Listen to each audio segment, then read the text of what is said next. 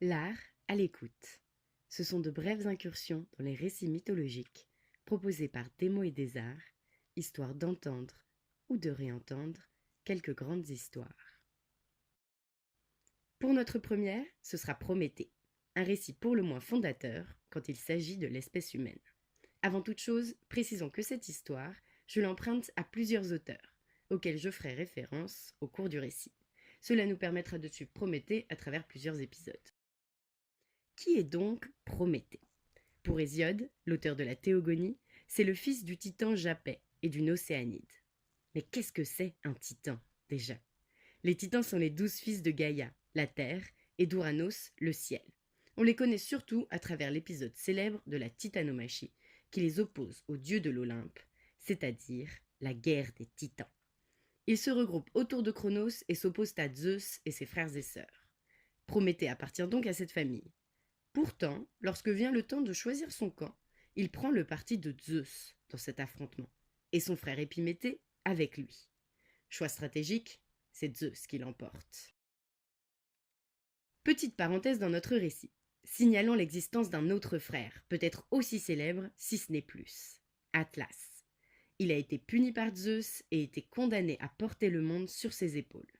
Facilement identifiable dans les œuvres, accablé par le poids de son fardeau. Voici donc la famille de Prométhée. Pour certains auteurs, comme c'est le cas chez le pseudo-Apollodore, Prométhée est le créateur de l'homme. C'est avec de la terre et de l'eau qu'il leur aurait donné naissance. Dans ce bas-relief antique, on peut le voir au travail.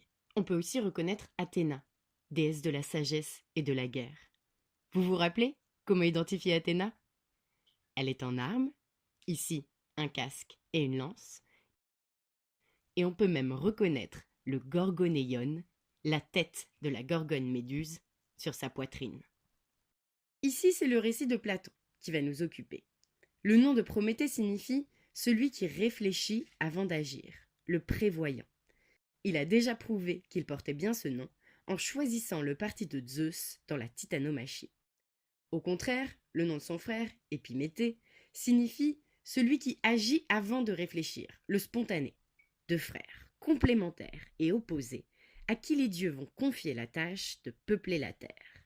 Chez Platon donc, ce sont les dieux qui ont créé les êtres vivants, les deux frères se sont contentés de leur donner des qualités et des attributs. Épiméthée, enthousiaste, souhaite être le seul à s'occuper de l'affaire et demande à Prométhée de lui céder sa part. Ce dernier accepte, et voilà Épiméthée qui se met au travail. Emporté dans son élan, il distribue et distribue. Par ici, la force, la vitesse. Par là, le don de camouflage, la discrétion. Pour certains, des sabots. Pour d'autres, des griffes. Voilà les animaux qui peu à peu prennent forme dans un équilibre où chacun a ses points forts et ses points faibles. Alors qu'il vient à bout de son œuvre, son frère, Prométhée, vient inspecter les travaux finis. Platon décrit ainsi la scène. Prométhée vient pour examiner le partage. Il voit les animaux bien pourvus, mais l'homme nu, sans chaussures, ni couverture, ni armes. Et le jour fixé approchait, où il fallait l'amener du sein de la terre à la lumière. Il y a donc un sacré couac dans le plan. Épiméthée, dans sa frénésie créative, a oublié de se préoccuper de l'homme. Prométhée ne peut pas laisser l'homme descendre sur terre comme ça. Il n'a aucune chance de survie, bien trop d'ennemis et bien trop peu de défense. Dans cette première version, c'est l'erreur d'Épiméthée qui va pousser Prométhée à voler le feu. C'est le meilleur moyen de protéger l'homme. Il lui transmet aussi certaines de ses connaissances, et alors l'homme, debout sur ses jambes, armé de l'intelligence et de la maîtrise du feu, fait son apparition sur la terre. Mais prenons un instant pour évoquer une autre version. Je vous le disais, pour certains auteurs, l'homme a été créé par les dieux. Et sitôt le début de son existence, il a connu ce qu'on a appelé l'âge d'or. Comment vivaient les hommes en ces temps idylliques? Hésiode nous fait une description de ces premiers temps du monde. Ils vivaient comme des dieux, le cœur libre de soucis, à l'écart et à l'abri des peines et des misères. La vieillesse misérable sur eux ne pesait pas, mais, bras et jarrets toujours jeunes, ils s'égayaient dans les festins, loin de tous les maux. Mourants, ils semblaient succomber au sommeil. Tous les biens étaient à eux. Le sol fécond produisait de lui-même une abondante et généreuse récolte. Et eux, dans la joie et la paix, vivaient de leurs champs, au milieu de biens sans nombre. Ainsi peut se définir l'âge d'or. Abondance, absence de souffrance et de peine, harmonie. Voilà le monde avant le sacrifice de Méconée. Le monde était agréable et simple. Pourquoi tout n'a donc pas continué ainsi? Parce qu'un jour les dieux ont exigé une contrepartie. Et pas des moindres, il leur fallait la meilleure part en sacrifice. Puisque les hommes vivaient si bien, est-ce que la contrepartie n'était pas méritée? Et revoilà notre Prométhée qui s'inquiète. Sacrifier la meilleure part, c'est fragiliser les ressources, et donc les hommes. Il élabore une stratégie. Pour tromper Zeus, d'un côté Prométhée met les morceaux les plus nourrissants de l'animal, et les recouvre d'une peau peu engageante. De l'autre, il cache les os, les parties immangeables, mais par-dessus dépose une couche de graisse luisante et appétissante. Et il s'adresse à Zeus. Les hommes n'ont pas su choisir quelle part ils devraient sacrifier aux dieux. C'est à Zeus de faire son choix. Et Zeus, roi des dieux, maître de la foudre, se ferait duper ainsi par une ruse si grossière. Pour Hésiode, loin de là, il a parfaitement compris ce qui se jouait. Et Zeus comprit la ruse et sut la reconnaître. Mais déjà dans son cœur, il méditait la ruine des mortels. Ainsi, le roi de l'Olympe choisit, en connaissance de cause, la part qui est la plus alléchante, car déjà, il prépare sa vengeance. Première punition, il retire le feu aux hommes. En réalité, la punition prendra une autre forme, celle de Pandore, mais surtout du Pythos, que Zeus lui a confié, et qui contient bien des surprises. Nous aurons peut-être l'occasion d'y revenir. En attendant, plus de feu sur Terre. Bon, en quoi est-ce un problème? Si vous y pensez bien, le feu était quand même très utile à ces premiers hommes. Maintenant, ils ne peuvent plus faire cuire leurs aliments, ils ne peuvent plus s'éclairer la nuit, se réchauffer quand il fait froid ou faire fuir les bêtes sauvages. La vie va être beaucoup moins facile. Et c'est ce qui va décider Prométhée à voler le feu. Décidément, il prend à cœur son rôle de protecteur des hommes, qu'il les ait créés ou non. Le vole-t-il dans la forge d'Héphaïstos, ou en embrasant une torche aux foudres de Zeus? En tout cas, il se fait le plus discret possible et ramène aux hommes le feu si précieux. Zeus ne met pas beaucoup de temps à s'en rendre compte. Peu importe donc comment le récit justifie le vol du feu par Prométhée, il va être très sévèrement puni. Zeus le fait enchaîner au mont Caucase. Mais Prométhée est un fils de Titan. Pourquoi ne se délivre-t-il pas de ses chaînes? Pas si simple, quand celles-ci ont été fabriquées par Héphaïstos, le dieu forgeron. Zeus ne s'est pas contenté d'enchaîner Prométhée. La punition n'aurait pas été à la hauteur du crime.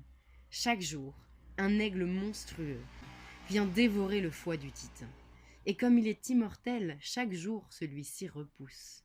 Comme souvent dans les récits grecs antiques, la punition la plus terrible repose sur deux éléments, l'absurdité et la répétition. C'est là le véritable enfer. Et pourtant Prométhée ne faiblit pas, loin de là, car il connaît un secret, mais il n'est pas encore prêt à le révéler. Échille, qui a consacré une pièce entière à cet épisode, lui prête ces mots. Changez de sujet, le moment n'est pas venu de le publier. Ce secret doit rester absolu. C'est en le préservant que je me libérerai de ces chaînes infâmes et de ce calvaire. Tout semblait perdu pour Prométhée, mais c'était sans compter sur Héraclès, le héros de tous les héros. Parmi les multiples exploits de ce dernier, on peut signaler celui d'avoir abattu d'une seule flèche, l'aigle qui torturait Prométhée, et d'avoir délivré celui-ci de ses chaînes, qu'on pensait incassables. Et alors seulement, Prométhée va révéler son secret. Et quel secret! Il annonce à Zeus que si celui-ci a un enfant de Thétis, alors ce dernier pourrait prendre sa place sur le trône, comme lui-même a pris celle de son père, et comme son père avait pris la place de son grand-père. Cette menace, Zeus ne la prend pas à la légère. Il a avalé Métis pour moins que ça. Sa solution? Marier la belle Thétis à un mortel, Pelée. Ainsi son fils ne sera pas un dieu, et Zeus n'aura rien à craindre. Mais quelles noces que celles de Thétis et Pelée! Ces noces-là même où Éris jette la pomme d'or de la discorde au milieu du banquet. Celles-là même qui marquent les origines divines de la guerre de Troie. Notre histoire se termine, là où une autre commence. Pour clôturer ce petit récit, pour les plus jeunes et pour leurs parents qui nous écoutent et qui seraient à la recherche d'activités pour s'occuper, quand on y pense, les récits de la mythologie grecque, même s'ils ont des milliers d'années, nous offrent d'innombrables possibilités. Par exemple, à quoi ressemblerait votre âge d'or?